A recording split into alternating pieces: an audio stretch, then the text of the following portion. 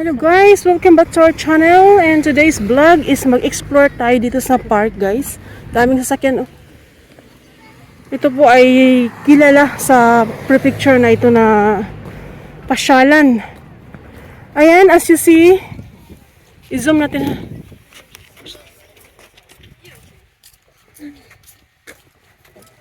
Nakaka-shock. Daming tao. As you see, yung mga kahoy guys, wala pang dahon. Anyway, hindi mainit dito kasi yung last kong vlog, yung about sa travel namin, may nagsabi na mainit daw. Ang init naman dyan, sabi sa comment, hindi dito mainit. Kaya walang dahon yung kahoy, hindi dahil mainit, kundi dahil malamig. So yun, nung autumn, naglaglag ng dahon yan. Tapos ngayong spring, mag-start na naman yan sila mag-grow ng another new leaves. So, yung ibang kahoy naman, nakita nyo may dahon kasi nga sila yan yung mga kahoy na hindi naglalaglag yung dahon. So, keep on watching until end sa ating vlog na ito. So, ito guys, ang tinatawag nila na nanohana dito. Tapos, nakita nyo yung kanyang bunga. Mayroong yung maliliit na itim na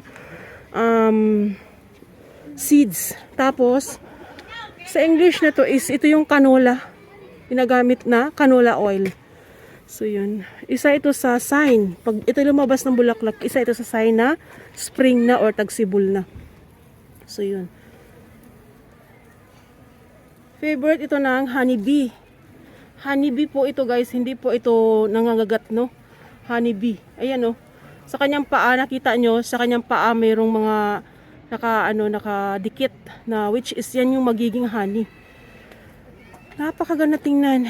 At yan, mga spring flowers. The most beautiful season of the year is spring. Bagong buhay, bagong pag-asa. At napakaganda po ng mga bulaklak ng spring. Yun. Yan po yun. Hindi po dito tag-init. Ang tag-init dito guys is August. Yan, hindi po dito mainit. Sa mga nagko-comment ng init naman dyan, hindi po mainit, kundi ito po ay spring at winter, spring, winter. So ngayon, officially spring na talaga. Keep on watching guys. So ayan guys, full bloom na pala dito yung cherry blossom. Sa ibang lugar, wala pa eh. Full bloom na siya at ayan, naglalaglagan na nga. At ayun, ang kabundukan ay still kalbo pa rin. Punta tayo din sa location na favorite namin. Hi? Nani? Namae ne? Yoshino dyan eh? Nani? Iba daw pala ito sa Yoshino.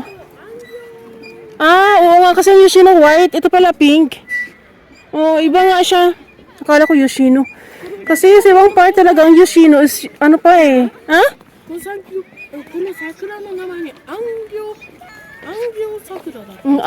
Anggyo daw ang tawag na to. Ayun. Pink nga pala siya. Iba yung pink na pink. Yung maliit na puno na yan is pink na pink. Yan, nauna yan nag-bloom. Ang daming uri ng ng cherry blossom. Daming tao guys. Yung mga kahoy, wala pa rin dahon. Magkakadahon yan sila mga first week of April. Ganyan. So, hindi po dito mainit, no? Kasi mayroon mga iilan nag-comment doon eh. I-clear ko lang at intindi ko lang na pagka walang dahon yung kahoy, ibig sabihin hindi mainit yan. Kundi nagtaglagas yan. Dumaan yan ang taglagas. At ngayon ay magtagsibol na naman. May ugo ka na eh. Yan, nakabili na kami ng fried chicken. So yun lang po guys ang ating activity for today. Very short vlog about the kahoy. About the kahoy na walang dahon. It's not mainit kundi taglamig. So yun. Kasi yung last na vlog ko, kung napanood hanggang dulo yun, at kahit hindi hanggang dulo makikita mo yung mga mountains na may mga snow, yung mga puti. So nagtaka ako bakit may nag-comment na ang init naman dyan. May snow nga, tapos mainit. Dahil daw sa kahoy na walang dahon. Yun. So yun guys, until here, thanks for watching. At yung mga green na mga yan, as I've said, sila yung mga kahoy na matibay sa lamig. Hindi naglalaglagan yung dahon even though winter. Whole year yan sila. Mag-change na sila ng dahon. Pero yung old na dahon is nagstay tapos may sisibol na bagong sanga. Doon mag-grow ang bagong dahon. Saka malalaglag yung old na dahon. So yun po yung style ng mga kahoy na whole year may dahon. So ang ganda. May ano dito? May water. May water dyan tapos may isda. At may mga ibon. So no toki wa kirei ni tsuji-san janai? So last year namin punta dito sa autumn yata yun. Is walang tubig dyan. Tapos ngayon binalik ulit yung tubig. Siguro lininisan lang nila.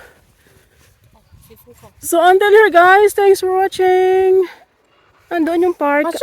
Nandun yung park. So until here, thanks for watching guys. Bye!